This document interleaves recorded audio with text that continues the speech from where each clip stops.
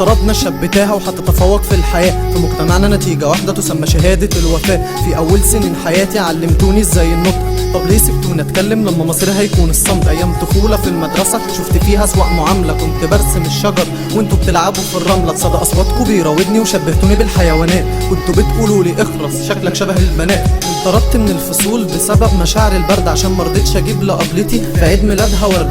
وحتى لما كبرت ده الخاين العميل، كانت ميولي ضد ما كنتش بكره اسرائيل. وقت الفرح كان بيمر ما كنتش فيه بفرح قوي، شايل هم ثورة دم مش قصد ابان لك ثورجي. مش بزرع فيك اليأس لا احلم وعيش واتمنى، لكن رغم هدوء المقابر هل كل الاموات في الجنة؟ حتى لو الدنيا غابة بقول لنفسي ما تبقاش انت حيوان، برغم علمي بان اسوأ شيء في الحياة هو الانسان.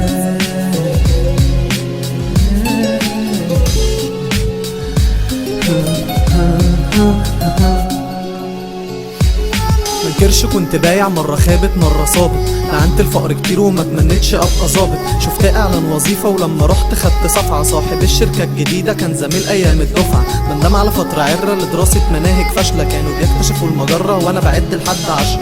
ورغم الألم يحيى العلم يوميا أمر اعتيادي، إيقانا مني رغم سني إني شخص سايكوبات. لكن برجع وأقول لما بيقتلني الفضول، هو أنا هفضل طول حياتي أعمل غلط وأشيل ذنوب؟ وأجي قبل ما أموت بساعة أنطق شهادة وأقول بتوب. حاولت أرضي سمير أفندي جار قديم كان في عمارتنا، كان بيكره صوتي العالي وعلاقتي ببنت جارتنا. مش هاخد زمني وزمن غيري، أحترم الواقع المفروض.